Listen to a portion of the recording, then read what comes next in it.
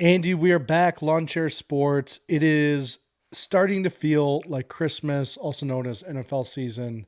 Big, big, big news out of Cleveland after one of the most disastrous press conferences in NFL history. Deshaun Watson the next morning gets named the starting quarterback over our beloved Shedeur Sanders. We needed to start the pod off with this. This is breaking news. Yeah, it is breaking news. And I was surprised by the announcement that Watson's going to be the starter. After the press conference debacle on Saturday, I think it's fair to question whether or not Deshaun Watson has legitimate character issues. It is the one thing you can't do as a quarterback and, a face of a team. You can't go at the fans. That's a battle you're not going to win. When Deshaun Watson goes to the podium, he says, it was personal. They cheered when I tore my Achilles. There's so many things wrong with it. There are probably a lot of athletes who feel that the fans are annoying and they don't know anything about playing the game, but you're just not supposed to break that fourth wall. You're supposed to pretend that you love them. And I kind of love Watson's whole thing of I don't know what their issue is with me. It feels personal. It's like, oh, what has that guy done personally that you could really hold against him? This is not, and he played terribly also. He was 5 of 12 passing.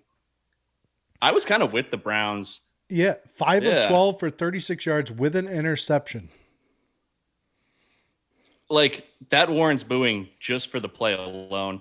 These are also tortured Browns fans who are they're booing your play. They're booing you as a person. They are booing their entire existence because this trade's been such a disaster. I actually kind of sided with the Browns early on when they were going to give Watson one last shot because they have to pay him all this money anyways. They can't get out of it. And he did used to be a really, really good player before his whole life went downhill. But this has backfired so terribly. He looks lost out there. He's calling out the fans. I think it's actually a no-brainer. I would go with Shedeur Sanders as the starter. He was the better player in preseason. And there may be some out there who think he's a little immature. He's a bit unproven. But I think if you're a guy in that locker room, you would rather play for Shedeur Sanders, even if he is a little bit green and a bit immature. I look at a guy like Watson who got to the podium and just acted like, what have I ever done wrong? Why is everyone mad at me? Zero accountability. You can't have that as a guy making more money than everyone else. You can't have the guy leading the team. The Browns are not going to win anything this year. It's going to be awful, but don't poison the well in Todd Monken's first year. Put Shedeur Sanders in, get the vibes up high. Well, I think this is a classic case of Todd Monken, right? And I think a lot of people, when he got hired as coach for the Browns, they were a little bit worried about his ability to actually lead an NFL franchise. I think this kind of shows it. I personally can't imagine the offensive mind of Todd Monken actually thinks that Deshaun Watson is better than Shedeur Sanders, but I feel like this was coming from top down. To your point, he reworked his 2026 deal. It carries a $40.6 million cap hit this year and a $46 million cash payout. This is, of course, his 5-year, $230 million guaranteed contract, one of the worst contracts in sports history. But a lot of people are saying now that the Browns are actually just doing this because they know they're going to go 0-2 or 0-3. And it's going to make the transition to Shedeur Sanders a little bit easier because they say it's going to be from Watson, kind of makes sense because he's getting paid. And then he fails, and then it kind of sets Shedeur up to not have all that pressure on him. So I think we'll probably see Shedeur in more games this year than we do Deshaun Watson. But Watson has been an absolute disaster in Cleveland. You talked about no accountability. This guy got up there, worst press conference I've ever seen in my life, the most smug, arrogant asshole. I don't even know if this was really talked about in the media. One of the things that bothered me most, while he was doing it too, he was playing around with his $300,000 diamond earring when he was wearing some expensive necklace. You want to talk about bad messaging? Calling Cleveland fans disrespectful for booing them, saying it's personal, that already is bad. In 19 regular season games for Cleveland, he's 9 for 10, 9-10 in those starts, and he missed all of last year with an Achilles injury. This guy is an all-time bad quarterback, bad signing for the Browns. If I'm a Browns fan, I want him out of the building. I don't care how much money it costs. This guy's a disaster. I thought it was a big, big, big slap in the face to the fan base to announce him being the starter the day after that press conference. Assume all of the other stuff is true. The owners were going to start him no matter what. It wasn't a real controversy. At least wait 7 more days to announce him to be starter. Let him apologize first and then announce him starter. It was terrible, terrible Cleveland. We got some friends who are Cleveland Browns fans. They are already burning the jerseys, Andy. It's bad out there in Cleveland. Yeah, I think Todd Monken, he kind of painted himself into a corner because most other teams have their starting quarterback announced by this point. He was getting a lot of questions of when are you going to make a decision? Who's it going to be? And he kind of identified this Monday as the date to announce a starter. It just so happened that Deshaun Watson gave the worst press conference imaginable, and the optics were pretty bad. Like, it almost seemed like that won him the starting quarterback job. I get your point that they could just let it play out. He will play himself out of the job. Sanders will win it, and that will take away any thought of, oh, they just handed this kid the starting job. I mean, this was a disaster. None of it worked. If you're the Browns, you just got to move forward. I mean, it's never going to work out with this guy. Yeah, I mean, they have 2 first-rounders going into next year. You got to think with Arch Manning, Trembless, whatever that guy's name is from Ole Miss coming out. There's a lot of good quarterbacks in the draft next year. They're probably just tanking anyway this year. But, I mean, honestly, if I'm a Cleveland fan, I'm just disappointed that you're allowing a guy who's disrespecting a fan base to get rewarded by starting. And, yeah, just overall horrible, horrible dude. That kind of leads into, though, a little fun segment I wanted to have, which is what are some of the worst NFL press conferences by players? Basically, the top 5 people who should never give an interview in front of a microphone and camera again. Andy, top 5. Who do you got in the top 5 of people who should never be interviewed and say stuff in front of the mic again? Yeah, I mean, someone who easily makes my top 5, it's NFL legend Terrell Owens. This guy was one of the best receivers I've ever seen play. I think even his biggest haters would not dispute he's a top 5 receiver to ever play. But Terrell Owens was always in hot water for things he was saying at the podium. And I mean, I think crown jewel of them all has to be when he basically insinuated that Jeff Garcia, his starting quarterback in San Francisco, was gay. We know that not every star receiver and quarterback get along, but that's just typically one of those places you're not supposed to go. So I think T.O., the fact that he wasn't a first ballot Hall of Famer is crazy, but I think some of his media missteps may have put him in that spot, fair or not. So that's your number 5?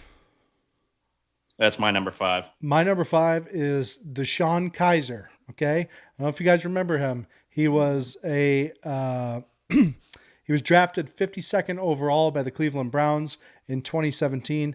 In a pre-draft interview, he said, imagine taking Brady's intellect, Brady's preparation, and putting it on Cam Newton's body.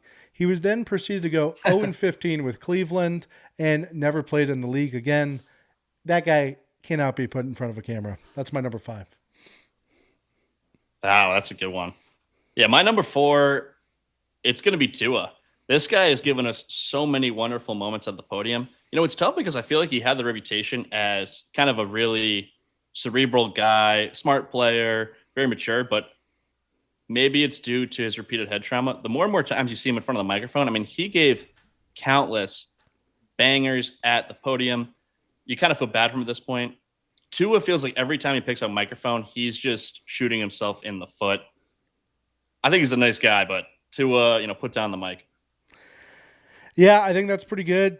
One guy who was under the spotlight since the moment he entered the league was Zach Wilson. Zach Wilson's my number 4 in a classic loss 10-3 against New England in 2022. He was asked, do you feel like you let the defense down? And Zach Wilson said, no. Yeah. And since then, he's been on an absolute decline. 3 days later, he was benched. And now he's vying to be, I think, the starter or backup in New Orleans. So not good. I watched him play in the preseason. He's on the decline. But Zach Wilson, stay away from the mics. Yeah, I'm going to go my number 3. Let's do Jalen Ramsey. This guy's a hell of a player, but just one of your classic loudmouth, bully cornerbacks. He's given some bizarre interviews over the years, mostly just talking a bunch of shit. But I think one of his funnier moments had to be when the Jaguars in 2017 beat the Pittsburgh Steelers in the divisional playoffs. They were off the AFC Championship in New England. He was addressing the crowd in Jacksonville. He said, Duval. Then he said, we're going to the Super Bowl and we go and win that bitch, which was not a good guarantee because they did not go to the Super Bowl nor win it. He also referred to America's greatest game with very offensive language. It was just a bad moment for a great player. Jalen Ramsey, put down the microphone. Yeah, I agree. I mean, Jalen, he definitely seeks the microphone, though. That's for sure. My number 3 is Josh Rosen. So infamously in the 2018 draft, he fell to number 10, and he, quote, said, 9 mistakes were made ahead of me. Well, since that happened, he went 3-10 and never played in a game again. Josh Rosen, stay away from the mics, even though he's probably on Wall Street now. Yeah, I actually saw he is an MBA candidate at Wharton. So stay away from the mics. Getting an MBA at Penn. Yeah. Good for him. Seriously. Yeah, my number 2 is going to be Cam Newton. And I feel like this really more relates to his time on ESPN. Cam Newton was a tough watch. I mean, he was a wonder to watch on the football field, but it's almost like he's one of these former athletes who he just kind of starts talking and then sort of sees where his mind will take him. You know, he sort of starts delivering a take before exactly knowing where it's going. I would also say probably put down the keyboard. If you've ever seen his social media posts on Instagram, he types in this very bizarre font. It's uppercase, it's lowercase. He had some bad moments in the media too. Like after the Panthers lost that Super Bowl, he was very whiny at the podium. Now it was kind of a messed up setup. I don't blame him that much because the way the locker rooms were set up at Levi's Stadium, you know, while the Panthers were giving their post-Super Bowl loss interviews, they could hear the Broncos celebrating and popping champagne through the walls behind them. So that probably didn't help. But Cam Newton, you know, I think it's a better player on the field than he was in front of a microphone. Yeah, but I will say, you know, I talked about this with you before, but Cam Newton, I will say, in real life, without the cameras and microphones, that dude is the exact same thing. I was with him when he trained with Chris Winkie at IMG before he got drafted number 1 with Carolina. He was learning the playbook, and it was me, Winkie, and him in the room, man. And this guy, Winkie would go, all right, say the play. This guy would get up there, and he would go, all right, X shake, Y double, Y. And dude, he was like the most animated guy. And I'm like, is this guy for real? So I will say he's authentic, but he definitely probably needs to stay away from the mic. My number 2, kind of going away from the player, more to the coach, I got Rex Ryan. I feel like Rex Ryan was a great NFL coach, but that man could not shut up and stay away from saying the most ridiculous things. And it cost him. I really do think it cost him his chance to kind of be a great NFL coach. And yeah, Rex, stay away from the mic. And honestly, just stay away from the mic on ESPN too. I don't really care what you have to say. Yeah, we're keeping it in the coaching world at number 1. My number 1 is Bill Belichick, the greatest coach in NFL history. This guy did himself no favors at the podium. I think most of the world thinks this guy is just an absolute grouch and kind of an asshole because that's how he treated every media member. Now, does it actually matter all that much? I mean, he's without an NFL job, and our team's holding against him that he was mean to the media. Maybe not, but as a face of the team, he just did himself no favors. You could have just responded to questions like a normal person. There are a lot of great coaches in the NFL today who we like a lot. Sean McVay, Andy Reid, Kyle Shanahan. And whenever I watch a press conference, they just act like a normal person and respond to the reporter's question as it's asked. So Bill Belichick did not enhance his legacy at the podium. Belichick. Yeah, no, he didn't. Although at least he backed it up and actually won. But I mean, nowadays he can't really talk. He's turning into quite the weirdo as well. So I will definitely give you that one. This one was tough for me. My number 1's definitely tough. There's so many athletes that just, it's tough because you go with like the superstar who just probably shouldn't have said something, but he still played? Or do you go with like someone who was fringe and then said something at the podium and then their career just went downhill? So that's kind of where I'm at. I think probably one that sticks out to me, I think it's pretty relevant because of what happened after he said. It was Freddie Mitchell. He talked shit about the Patriots before the Super Bowl, before he was asked to name New England's defensive backs, and he says he only knows their jersey numbers. And he said, "I got something for you, Harrison." And then the Patriots proceeded to absolutely crush them. Belichick even said, "We actually like it when he's on the field," because they pretty much just completely cucked him and embarrassed him. So I got him as my number one just because of when he did it and the magnitude of the effect of what he did. Oh, I've got an honorable mention, though. I've got an honorable mention I got to throw out there. He didn't make my top 5. Very relevant right now. What about Puka Nacua? I feel like this guy, until he started talking and saying outlandish things, not necessarily at the podium, but I think more so with his internet buddy Neon. I mean, he had pretty much a squeaky clean reputation. Like, people like the underdog story, newly into the league, catching all these passes, plays fearless. But then he said a bunch of weird anti-Semitic stuff, and then people now kind of look at him in a different light. He's no different from the rest of them. And my last honorable mention would just be really any wide receiver or defensive back who views themselves in a very high regard. Terrible at the podium. Put the mic down. You were doing yourselves no favors. Yeah, I think that's a great one is Puka, because everyone loved him as kind of a hard-nosed, blue-collar guy. And then he just gets in front of the camera. The anti-Semitic stuff, I think, was a little bit overblown. I don't think he actually meant anything he did as anti-Semitic. It was Aiden Ross, who he was streaming with, who is Jewish. So it's kind of like, I don't know. I feel like he kind of got set up there. But then you would think he would kind of go low-key after that. He then proceeded to pretty much drink himself to death this offseason to the point where he apparently bit a woman. The woman shared the bite marks. It was not great. So he needs to probably not only stay away from a mic, but also a bottle. He needs to stay away from the bottles, although he's living it up, having fun. Great top 5 list today. Up next, this story shook the NFL world, and that is 49ers owner arrested. So Jed York arrested in an Ohio prostitution sting. He was in an Ohio mobile home park. He allegedly agreed to pay $140 for sex. He then pleaded no contest the next morning, served 1 day credited in jail, paid $1,500 in fines, and he's officially out and kind of over it. But the NFL is now reviewing. Obviously, the NFL has precedence in this with your boy, Bobby Kraft from New England, who received no punishment from the NFL. The only other thing that's kind of similar is when Jim Irsay got suspended in 2014, he had a 6-game punishment and a $500,000 fine. But before we get into what the NFL should do, Andy, what are your thoughts on a billionaire, Jed York, paying $140 for a prostitute in an Ohio mobile home park? Yeah, to me, this is an awesome story because you think of billionaires, you think like these people are so unrelatable. They enjoy all the finer things in life. No, Jed York kind of made himself feel like the everyman because he's just out here.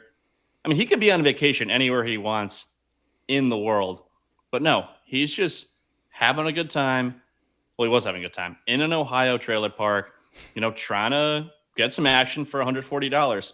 It is pretty hilarious to me because, I mean, $140 buys you nothing these days. So, I mean, he was trying to pull off an absolute heist. I think that's actually the reason he was arrested, just because he lowballed this poor woman so badly. $140 is nothing. I mean, you probably couldn't get a pair of nosebleed tickets to a Niners preseason game for $140.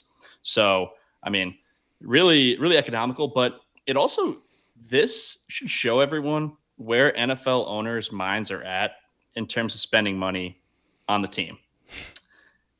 You think these guys have billions of dollars, they're just willing to throw out any amount to keep a great team together. And maybe the Niners aren't the best example. They're pretty loaded. But, I mean, this guy is trying to haggle down the price of a prostitute in an Ohio trailer park. They will do anything to save any amount So the next time, they tell you that we can't fit your favorite player in under the salary cap, it's about the cash money.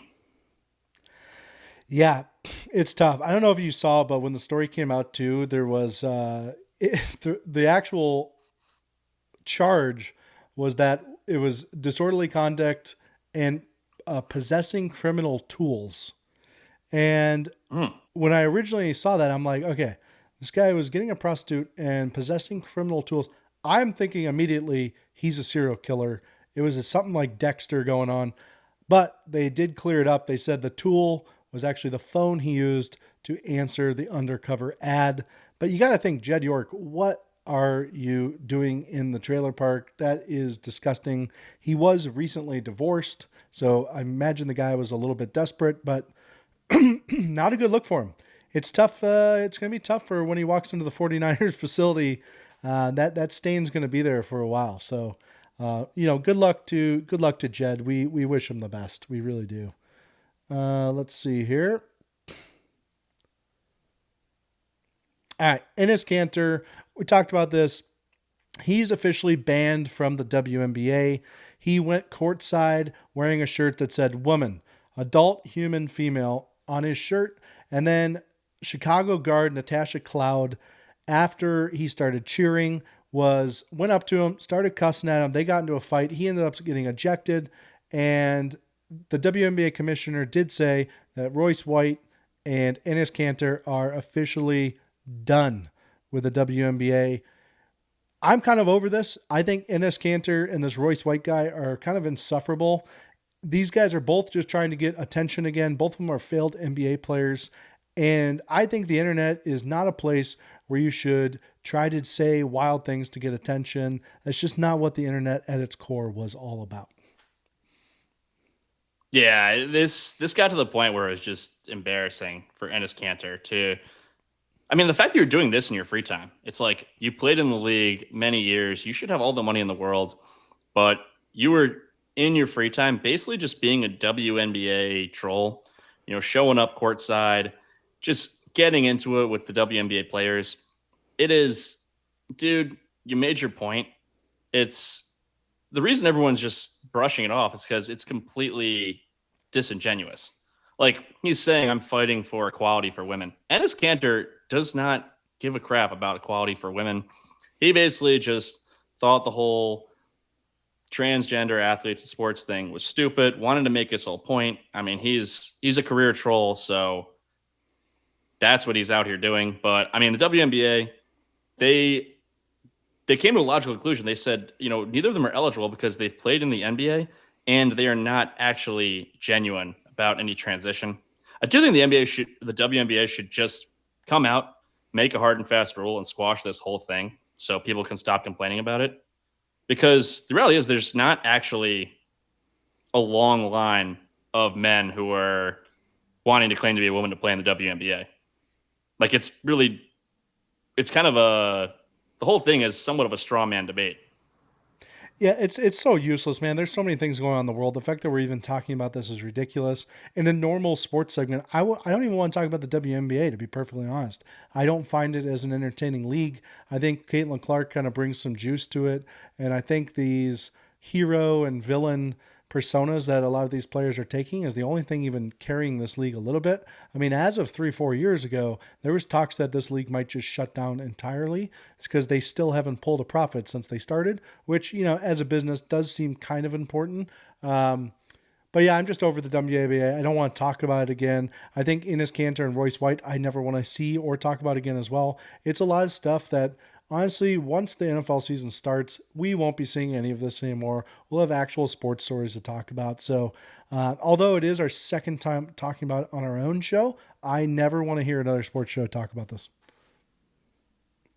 I'm down. All right, what do we got next? All right, so 2 players, actually a whole group of players, a lawsuit that included 33 athletes, 16 football players. They were seeking a 5th season. Basically, the reason why the judge allowed these players and overturned this rule to give these people a temporary path to a 5th college season was because these players who declared for the draft or declared for the NFL, we'll just talk about the football players specifically. They only declared because they thought their eligibility was over. And so the fact that this Louisiana judge gave them eligibility to have that 5th year going against what the NCAA said, rules then allowed them to kind of get a path back. Now, unfortunately, the Big Ten and the SEC immediately passed rules to stop this on their own. But at the end of the day, what are our thoughts about these players going from the NFL, literally in camp, to possibly playing college football? Yeah, believe it or not, I don't have an issue with it. It's being framed as NFL players going back to college. The reality is these are guys who are with the team in training camp, aren't going to make a roster. Maybe they could be signed to a practice squad. But for me, unless you get a legitimate contract, you play a snap of regular season football, I don't have any issue with them going back to play another year of college. I mean, at the end of the day, this is America. It's all about making the most money any means possible. And I always felt that way with college sports, similar with the NBA. The fact that by declaring for the draft, it is a one-way ticket. You're no longer eligible. I mean, think about if you're an NBA guy, there's only 2 rounds of the draft. It's borderline whether or not you're going to get picked. You know, you get bad advice from an agent, says you're a mid-second rounder. Next thing you know, you're undrafted. You can't go back to college. I don't see any problem with it. To me, it would be like if you had to give up your current job to interview for a different job. These guys are interviewing for a gig in the NFL. They did not get it. Also, the whole thing with college athletes, they're amateur. No, they're not. None of that. That thing went out the window years ago. Guys are getting paid. So everyone get off their high horse. Also, it has nothing to do with actual education or institutions. I mean, it is just they're going from one pro sports league to another. Yeah, and I'm good with it. Yeah, it's completely gone in a different direction, college sports. But what do we think about this? I'm just going to say, what do we think about this little weasel, Lane Kiffin, being the one that's going to suck all these players in, though? I think that's part of the reason why the college world is so mad about it, is because Lane Kiffin's going to benefit from it. I mean, obviously he has a direct connection with both of the 2 players who are the bigger players in this matter. But Lane Kiffin's recent press conferences, man, he just seems like a little worm up there. Like he's just bending the rules at every single stage. And to me, he seems like he's becoming quite the unlikable character in college football.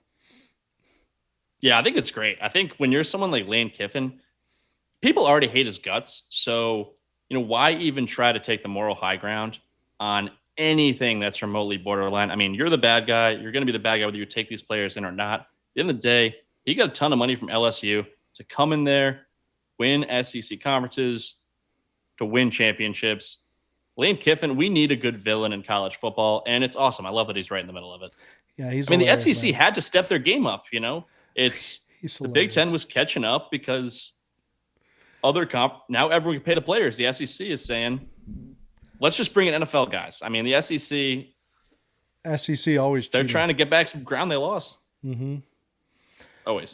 Always cheating. All right, CJ Stroud reportedly wants $70 million per year to be the quarterback for the Houston Texans. Houston's like, nah, man, that's not going to happen. Rumor has it they're very far apart in negotiation. But CJ Stroud, do we really think this guy is a $70 million a year quarterback? I'm going to start us off here. I think he's absolutely not a $70 million a year contract guy. If you ask me, I look at a guy like Sam Darnold, right? Resurges his career and wins 14 games with Minnesota. Has one bad game in the playoffs. Not only did they not give him $70 million a year, they cut his ass. They let him go. They picked 9 J.J. McCarthy over Sam Darnold. And then he goes and wins a Super Bowl the next year. So that's the level of play that you need to even make a team. You have to be better than Sam Darnold with Minnesota. And CJ Stroud wants $70 million. I am totally against this. If anyone deserves $50 to $70 million a year, it's Baker Mayfield way before CJ Stroud. CJ Stroud has not played well since his first 2 seasons. Ever since basically who did he big brother after the game? I forget who it was. It was one of the quarterbacks. Caleb Williams. That's right. It was Caleb Williams. He said, yeah, hold your head up, bro. Just keep grinding. He has been absolutely terrible since that. And he is a postseason assassin to his own team. I mean, he is disaster. In 2025, his postseason, he had 5 interceptions and 5 fumbles in 2 games. This guy is an absolute bum. I can't stand him. I mean, he went viral doing the weird thing where he's looking at his fingers. No, he just keeps going viral for his stupid pregame warmups. Let the viewers remember that CJ Stroud had one of the worst cognitive tests of a quarterback in NFL history going into the draft as well. I think CJ Stroud is a moron and a bad quarterback at that. Yeah, if I'm the Texans, I'm putting my foot down. I'm not paying CJ Stroud max money just because he's the next quarterback in line. It's like quarterback salaries have exploded in the NFL. And the reality is not every half-decent starting quarterback is worth giving the max money to. I mean, just look at what happened with the Dolphins. They got completely burned with the Tua contract. I thought that was a mistake, and it did not pan out well at all. I mean, you don't want to – it can't be a situation where you're paying a middle-of-the-road guy like he's one of the best in the league. And CJ Stroud, I mean, he showed a lot his rookie year. So I think after that first season, you would have thought, yeah, of course they'll sign him for max money and he'll be the starter for years to come. The way he imploded in the divisional playoffs against the Patriots last year, I mean, he single-handedly gave the Texans zero shot. They are a complete team, great defense. I mean, they could have won that game with competent quarterback play, gone to the Super Bowl, even been competitive in it. I'm going to be very careful on the Texans. They picked up his 5th-year option back in the spring. I think it's the right thing to do. He has 2 more years. I would let it play out. I'm not rushing to extend him early. There have been times where teams are burned by this. I remember the New York Giants, they did not pick up Daniel Jones's 5th-year option, had a really good year, year 4, then they gave him way too much money. It blew up in their face. If CJ Stroud has 2 great years after this, then you have to pay him more than $70 million, then so be it. I'm being super careful. I don't want to marry myself to not only a mediocre quarterback, but kind of a head case. Like, I think he lost his mind in that game. I think if you're the Texans, you could probably pivot to, look how the Seahawks went and signed Darnold. You could probably pivot to, a serviceable veteran-ish guy. And with their current team, win a Super Bowl. So you need to be able to, you want flexibility to get off of Stroud. I'm not locking myself into that. Well, Andy, think about the guy I just mentioned. Actually, it actually might time up very well with Baker. Maybe Baker gets franchised one more year in Tampa, and then they have a falling out with Stroud. They didn't tie themselves to it. I think a guy like Baker Mayfield honestly could go to Houston and take that team over the top. I think he could play turnover-free football, give a little bit of juice on the offense. I mean, listen, he could definitely do better than 5 interceptions and 5 fumbles in 2 playoff games. So I don't like Houston's makeup this year. Their defense is unfreaking believable. Probably one of the best defenses in the last decade, but it's not going to matter. It's just not going to matter because they just don't have a serviceable quarterback. I don't know if you saw their rivalry jerseys, but they are sick as well. They are very nice. Yeah, I like most of the jerseys out there. Really, the helmets are pretty sweet. They're very Bills nice. one's kind of trash, though. Well, thanks, man. Appreciate that. I really appreciate that. I like the regular unis. All right. This was an interesting one. Jen Welter, ex-NFL coach. She coached with Bruce Arians in 2015 for the Arizona Cardinals. I don't know if you guys saw this, but she was getting interviewed on the sidelines, and we've all been there, Jen, but she was sauced. She was hammered. Yeah, I thought this was one of the more exciting moments of the preseason. I didn't know a lot about Jen Welter before this, but I am now a huge Jen Welter fan. This woman's fun. She's having a good time, even in preseason when it's just an absolute slog. There's nothing going on. I mean, she seems like an absolutely electric character, and I believe she could be very successful coaching men's football because, if you're trying to break into the locker room, you need to be able to hang with the fellas. And this just seems like someone who's going to be fun, a seamless fit. I kind of like how she didn't get in the interview, super uptight and say, actually, there are plenty of women. No, she was just all fun all the time. Great interview. I don't agree with any of the pushback she got. I think more people should interview drunk. And the thing is, she didn't go full Joe Namath, where she made it, kind of weird and, kind of like, might have assaulted someone. So I thought it was awesome. Yeah, speaking of Joe Namath, he almost made my list of athletes who shouldn't be in front of microphones. But no, I agree with you. Full-timer. She played women's professional football for 14 years, 1 goal with Team USA.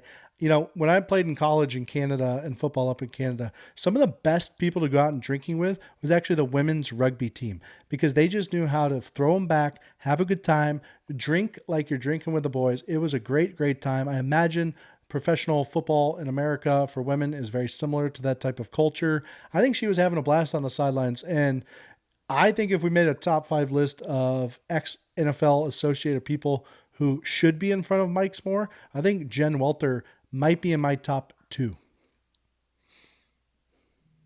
I would have to agree. Absolutely electric on the sideline. All right, up next, Klay Thompson going to the Heat. So Dallas bought out his final $17.5 million season, and he is going to be joining Giannis Antetokounmpo and Bam Adebayo. What do we think? Does this actually give Miami a potential to actually win this? I feel like it's kind of like when Ray Allen went to the Heat with LeBron and D Wade a little bit. I think his 3 shooting ability, his just knowledge of how to win in the playoffs, this is a big, big pickup for Miami. Yeah, I mean, this is a great pickup. This is just the type of addition the Heat needed when they got Bam and Giannis together. It said, well, I don't know who's going to shoot. They got to get some shooters. Where do you get those shooters? You get Klay Thompson to get bought out of his Mavericks contract. He's leaving a ton of money on the table. He's giving up tens of millions of dollars to come play with the Heat this season. So definitely respect that. I think it works well. Like, Klay Thompson, clearly not the same player that he used to be, but he can still hit the 3. I mean, with Giannis and Bam, there's going to be so much attention going on in the paint. He's going to be getting wide open looks in the perimeter. They're also both great defenders down low. So Klay Thompson, he's not the elite defender he once was, but I don't know. I think it'll make his job easier chasing guys around the perimeter. This is an awesome fit.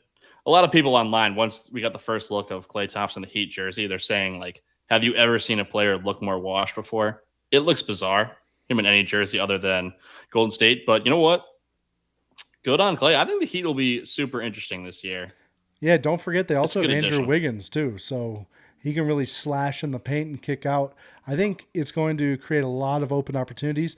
Even last year when he had a down year, he still shot almost 39% from 3. So Klay Thompson, I think he's a net positive to any team he goes on. He's got a great attitude. He knows how to win.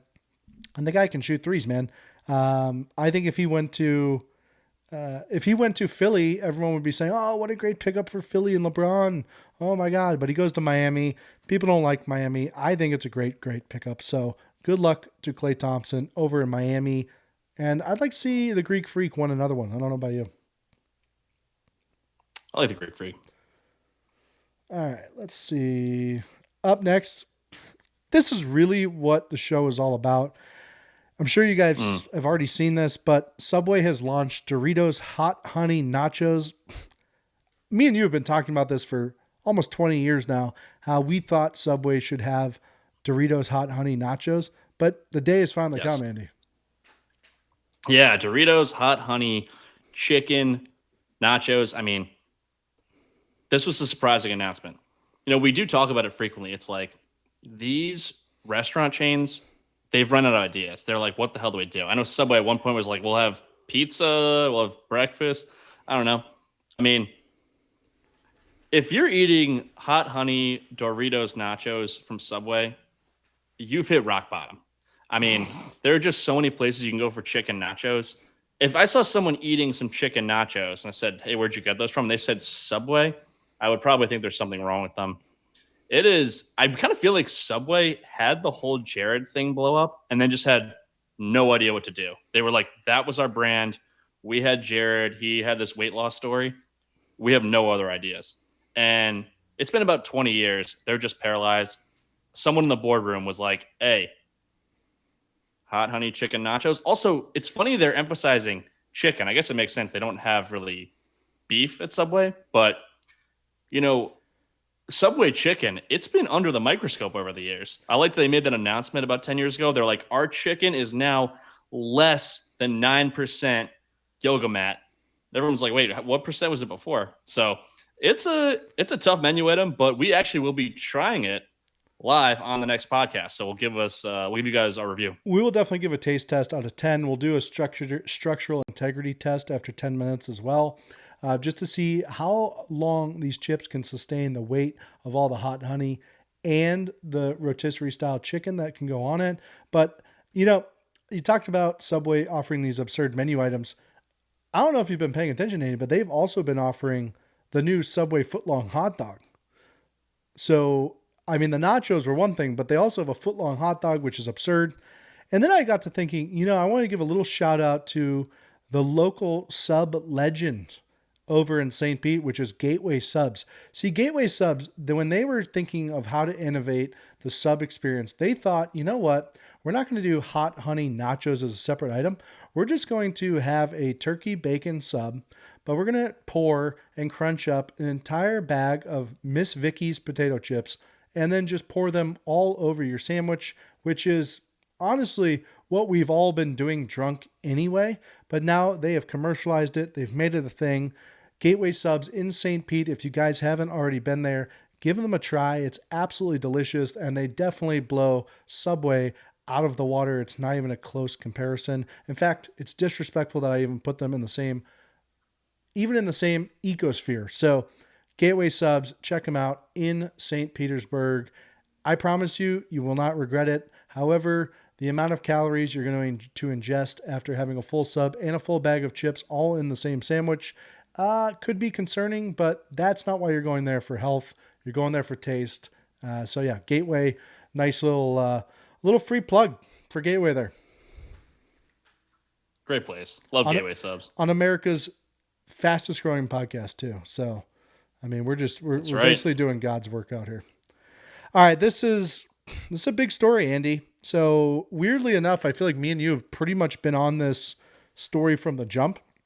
You kind of brought this to my attention. We actually talked about the Dodgers and their TV deal before any of this stuff was even coming out. So I feel like, weirdly enough, Lawn Chair Sports is breaking this entire story. We're the only ones connecting the dots. I feel like we're in one of those detective rooms where we have the big whiteboard up and we're just pinning up all the stories and we have strings attaching all of them together. But LeBron apparently has a $300 million financing deal. Well, he doesn't. Technically, his LLC does, which is King James Funding LLC. He has two. He's getting the LLC he controls sold nearly $300 million in bonds to two life insurers in 2018, using future off-court income in his lifetime Nike relationship as collateral. The two Salmons Financial Life Insurers, North American Company for Life and Health Insurance and Midland National Life, bought the bonds, but they are an arm of Guggenheim Partners. So why don't you just tell the audience the little connection between Guggenheim, LeBron James, LA, Dodgers, Lakers? This is crazy. Yeah, I mean, Mark Welter, who was the owner of the Lakers, but just agreed to sell his controlling interest, he's the man behind the Guggenheim Group. He's in a lot of hot water right now because he was doing some irresponsible things with the insurance premiums he collected. He's now strapped for cash. I mean, Mark Welter is doing everything possible to liquidate, tried to get out of his Dodgers TV contract, sold his Lakers share in less than a year just because he's low on cash. This whole thing is just coming to blow all at once. LeBron, he agreed to this at the same summer where he originally signed with the Lakers. So is it fair to say LeBron was getting a nice little kickback under the table? We always talk about Kawhi Leonard, but did the King get a little something extra on the side? Well, the King absolutely, allegedly, got something extra on the side. I mean, it's confirmed that he actually got this $300 million. Now, how these deals actually take place behind closed doors, who the hell knows what goes on? But $300 million is a lot of money. And it just seems a little too coincidental that Mark Walter's company is the one who has an arm of his own Guggenheim Partners has 2 life insurance companies that are giving the money the same year that he actually signs with the Lakers. And, I feel bad for someone like Kawhi Leonard and Steve Ballmer now, because what they didn't realize was how to pay the player under the table properly and legally, which is what happened in this case. There's nothing here that the NBA could ever do, because it's actually all above board, considering it was including his lifetime off the court funding and future income. So it has nothing to do with his actual NBA income. But I don't know, where there's smoke, there's fire. If it smells in the room, there's probably fish in the door. This is not good. James' representative said both transactions were independently credit rated. Well, of course they were credit rated. I mean, LeBron's definitely going to make that money. It just seems weird that a large cash injection of $300 million just gets put in LeBron's lap the moment he signs a contract with LA. I think the NBA should look into possibly making it illegal to do this stuff with people who are at least have ties to the NBA. That seems unfair to me. I would love to know what interest rate he's paying this back at, because part of me would think, why does LeBron even need a $300 million loan? So this is basically like a nice... And they mature in 2049. This is basically like a nice little loan for LeBron, because he will absolutely... the market behavior recently, he will absolutely blow past that 4.8%. Yeah. When I first heard, I thought, why did LeBron need the money? Was this for some of his ventures, like, pretending to create a fake school where none of the students pass? I didn't know.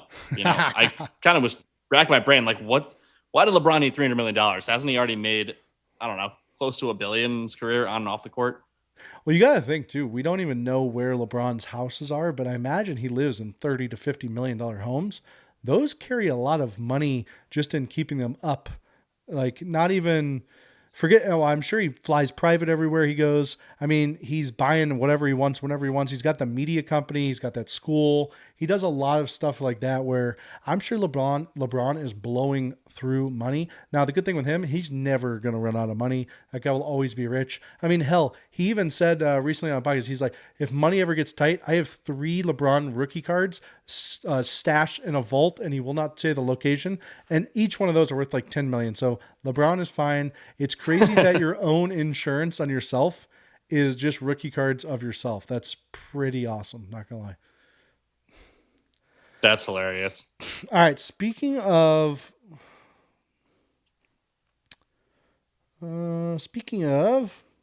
sports stars on the downcline, man. What is going on with your Tom Brady? Tom Brady, 49, just made his runway debut at Gucci's Times Square 2027 show, and he was head to toe in black leather.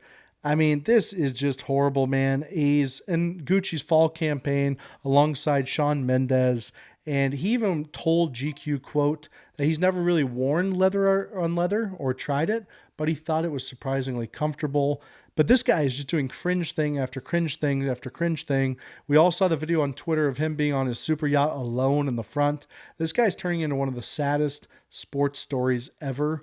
We're watching a man just wither away in front of everyone and make a complete fool of himself. He already had a horrible butt chin to start, but with all of his plastic surgery now, he can't even give off emotion. What is going on with your ex-hero, Tom Brady? Yeah, it's really devastating to see the post-career just debacle that Tom Brady has turned into. We knew he was always a really weird guy, but he was wearing Uggs. He had this like weird training method. He had he was attached to the hip with this pseudoscience trainer. He didn't eat strawberries or bell peppers. But it didn't matter because he was doing the coolest thing possible, which was winning Super Bowls. And it's almost like Tom Brady is basically like an addict who, now that he got out of rehab, is like, I don't even know what to do with myself. Like, I don't know, maybe now I like take bubble baths or something. I mean, he's just trying to find weird shit to fill the void. This is a classic guy who I think he should have kept playing, because I mean, the kind of post-football withdrawal for Tom Brady was definitely coming, but I wish we could have pushed it back at least a couple more years. He really just had one bad season at the end with the Bucs. They still made the playoffs, but I kind of feel like Tom Brady is a football guy through and through. He doesn't know how to do anything other than win Super Bowls, and he's just absolutely lost without it. He is a really weird guy. And also, yeah, all the work looks terrible. I don't know why people do themselves. You can just look your age. It's actually like normal. Especially if you're a guy, man. Just let it age fine, dude. I think being with Giselle Butchin or whatever, which I always thought was funny. Her last name was Butchin. Very ironic. She contaminated him. She did. Apparently, She definitely did. I don't know if you saw that. Apparently, she had some like weird pregame rituals that she would do, which kind of bled over into Tom, and then they both kind of became like OCD about weird things to do before games and stuff. So I feel bad for him that he ended up with some psycho tree hugging weirdo model who just completely destroyed him as a man, and then ends up fucking her Brazilian jiu-jitsu trainer. Not good. Yeah, it's bad. Yeah. Midlife Tough times crisis. for the GOAT. Midlife crisis. For sure. Yeah, this is what they look like. It's crazy. CTE update. This is bad. All right. So the headline says that the new studies estimate 24.5% of former NFL players who died from 2016 to 2021 had CTE. However, basically what happened was there was 235 brains were donated to this study that was talking about, trying to find CTE in football players. 235 brains were donated. 215 of those donors, which is 92%, had CTE. So they're kind of extrapolating out the statistics to make this 24.5% number, because they're saying, well, basically, the brain donors are a highly like selective group. They're going to lean towards, obviously, people who are like willing to donate their brains probably had indications of CTE, therefore making the numbers more lean that way. But there was a conservative lower bound calculation that every non-donor so they counted them as negative. So it was like 215 divided by 878, which is like 24.5%. That's how they got the math. I can tell you this. It's very clean and simple. Pretty much if you played football for more than 6 years of your life, whether that's high school, college, or professional, you have probably a 75% chance of getting CTE, or at least some sort of medically noticeable problems from football. And I just think that if you look at dead brains overall, less than 1% of the population has CTE. So the correlation and causation thing is definitely there. This is very scary, but not surprising. These people are 315 pounds, run 4.240s, and they're running full speed at each other with 20-pound helmets on. It is a recipe for disaster. As someone who's had 8 diagnosed concussions and probably at least 13 non-diagnosed concussions, I've already pretty much just given up hope that I don't get CTE. So yeah, this study doesn't surprise me at all. I think Will Smith is doing great research to figure all this stuff out, and I'm excited to see more bad news come about CTE. I don't know why the research is even happening, because all they're doing is just saying, yes, they all have CTE, but they're not actually trying to develop like a cure to CTE. I don't like it.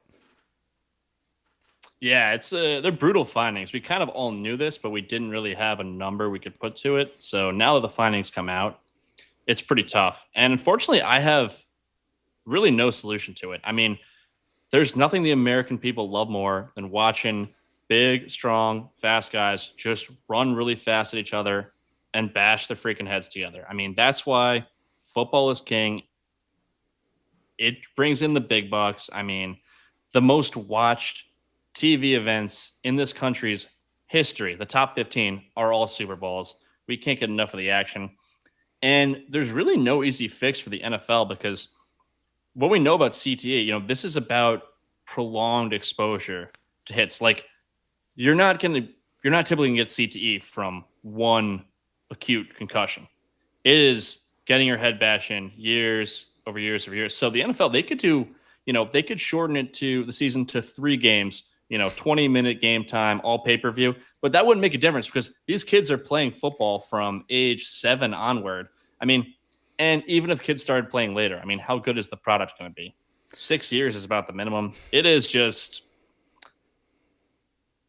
I think we just need to educate the youngsters on, hey, it's really awesome. You can make a lot of money, but your life will probably be terrible and you might die young. It is just, there's no easy answer. We cannot give up football under any circumstances, and we cannot make it flag football. But we are very sympathetic to those who are suffering. Yeah, I agree with you. I mean, I think the argument on the other end would be these kids can't really make these decisions for themselves because they can't fully understand the consequences until, they actually have CTE. Another thing is, I don't know if you've ever seen, Andy, but these youth football leagues that are out there right now, I see a lot of highlights online. These kids are the helmets, number one, are half the size of their bodies. So the fact that they're even letting these kids play tackle football is just absolutely asinine. There's zero, and I mean zero reason for a kid under the age of 10 to be playing tackle football. You do not get better at football at that age. You do not learn the actual fundamentals at that age. You don't need to start playing football until 7th grade in terms of full contact. That is what I am saying. Full board. You should not be playing full contact until then. But I think there is a time where parents need to kind of wake up and make the decision for the kids. I think it's on the parents, right? At the end of the day, they're letting their kids bash their heads out there. And I'm not saying it's easy to make that decision as a parent because football runs this world. If your kid is just in love with it, like I was growing up, how can you deprive your kid of what they want to do? But with all these studies coming out, I would be hard pressed to push my son into playing football. I think that would be, I don't have a son yet, but I'm just saying if I did have a son, I don't know if I would even let him play football. It would probably be one of those things where I'm trying to get him to play golf, baseball, probably not basketball because you won't have a chance to make it pro, but golf or baseball or even tennis or something where it's like, hey man, you can quit and still be normal after in the head versus football. You're pretty much just toast. I think there's probably a lot of CTE in hockey too. Yeah, I think it's something where I would probably do away with tackle football before high school. Middle school, you can play a little more of a touch style, learn the fundamentals. But then for the average person, you play 4 years of high school. Is that going to be enough to make your brain mush? You're probably in the clear.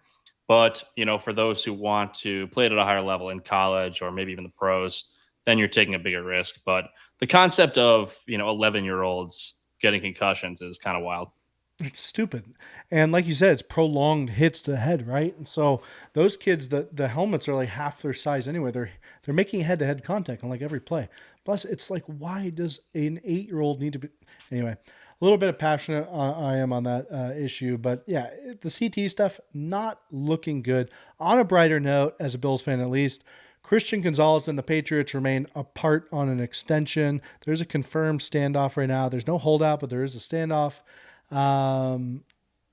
He says the lack of the new deal is very frustrating. The Patriots want to make him the highest paid corner in franchise history, but another player with the same agent just reset the market at $33 million a year. This guy has been an absolute stud. 14 games, 14 regular season games. He's recorded 69 tackles and 10 press breakups, allowing only 2 touchdowns and held opponents to a record low 43% completion rate when targeted. He's been absolutely dominant with New England. Does this guy deserve, though, and you need to not have your biasy on here, does Christian Gonzalez deserve more than $33 million a year? He does, because that is where the market's at. Christian Gonzalez, he's a comparable player to Devin Witherspoon. They play different styles, but they're both in that kind of mix, the top 5 corners in the league.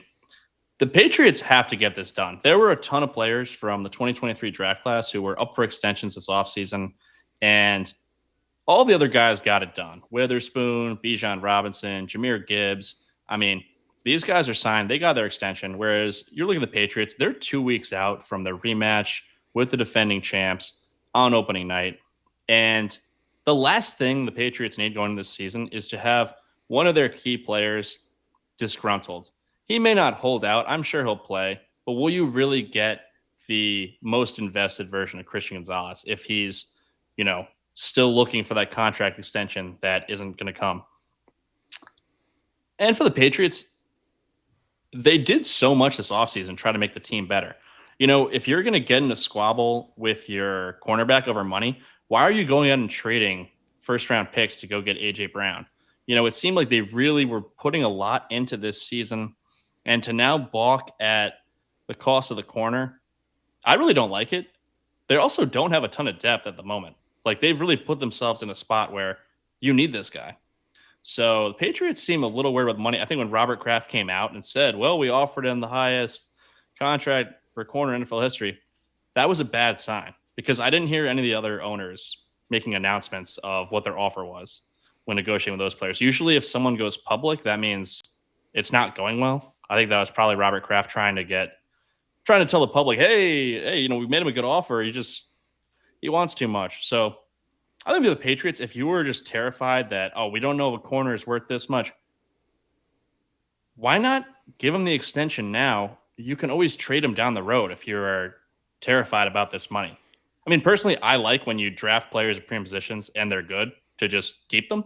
But if it's really that big of a deal, why not sign him the extension now and then maybe look to move him in the offseason?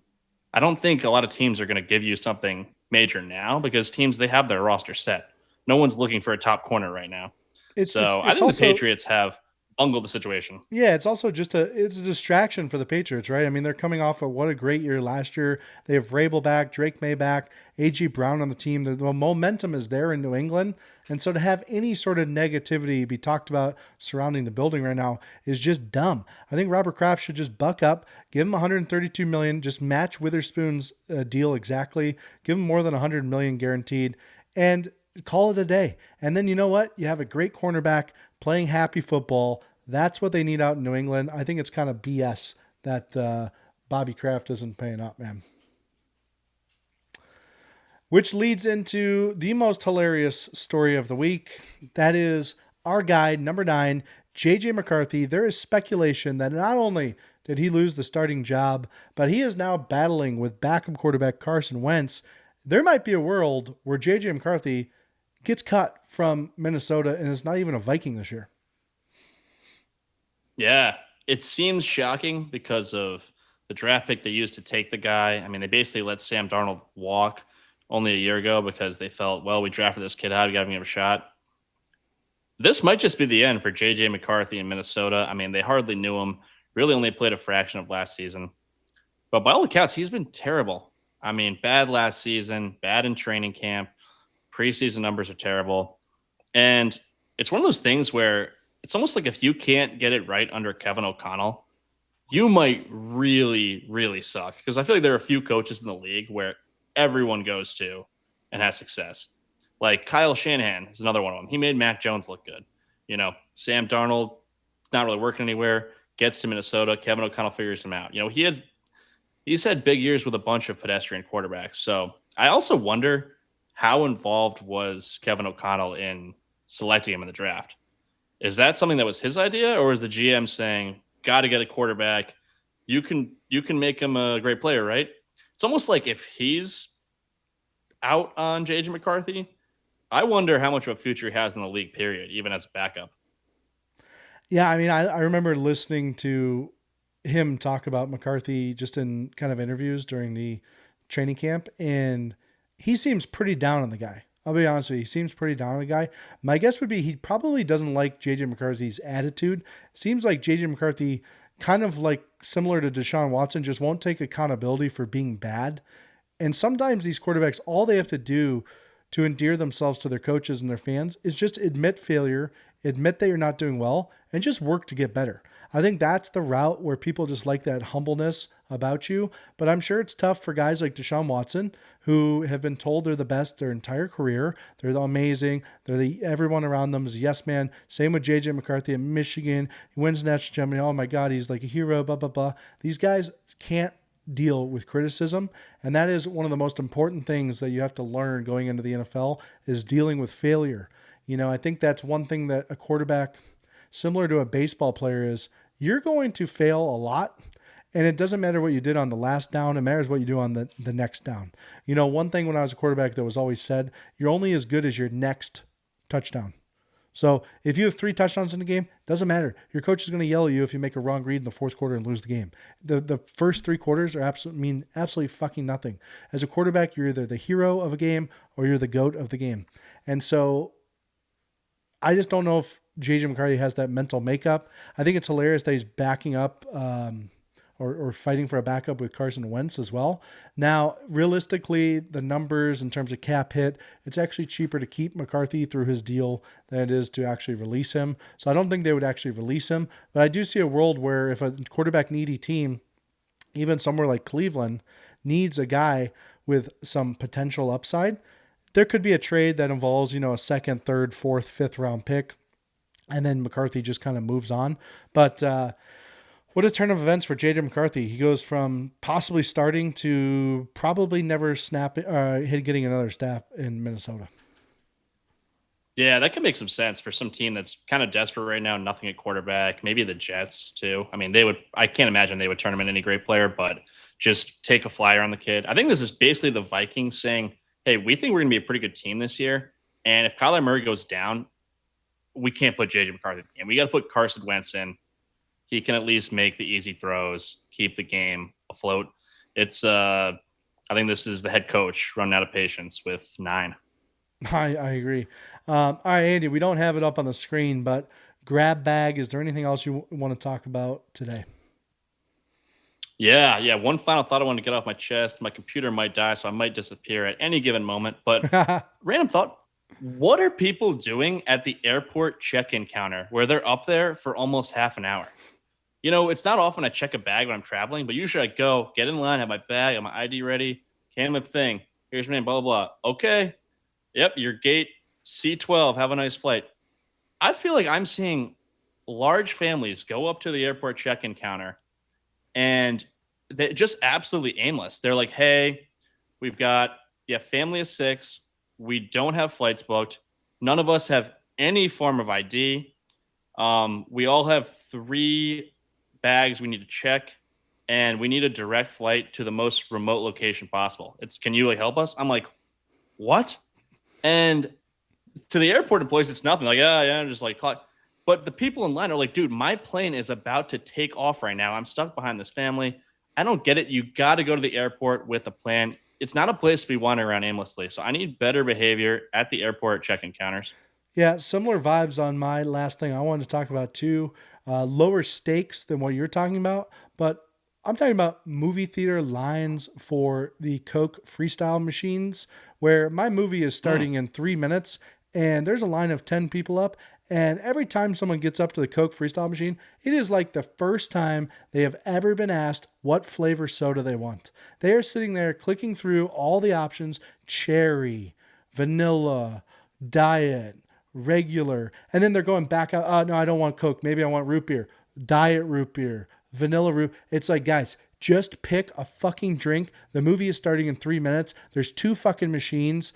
It's a disaster, but it's very similar to what you said about the airport check-in. It's like, if you're not going to the Coke Freestyle machine with a plan, you're honestly just a freak of a human being. You got to know what you're getting, because if there weren't the machines there, you would have to ask the person for a drink. So you should have some semblance of what soda you're going to get before you actually get up to the machine for the first time. I'm sick of these people. When there's a line, it's not your chance in life to figure out how to mix a soda to your liking. That is not the moment that you figure that out. We need to have a time limit at these Coca-Cola Freestyle machines. No, I'd agree. It's a privilege to be able to have any soda you'd like on demand. You can even mix them together. You just can't be wandering around aimlessly like time is some infinite resource. I mean, we got lives to live. You gotta just hit the machine and go. I mean, we need to clean it up. It's disgusting. But guys, we're excited. Football has started. We're just pumping these episodes along. Let us know what you guys think about the new setup.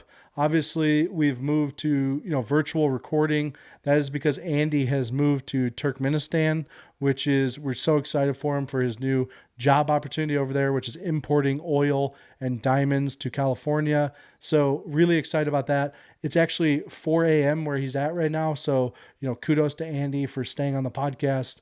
And Andy, how are you liking Turkmenistan? Yeah, I mean, all the people are treating me very nicely.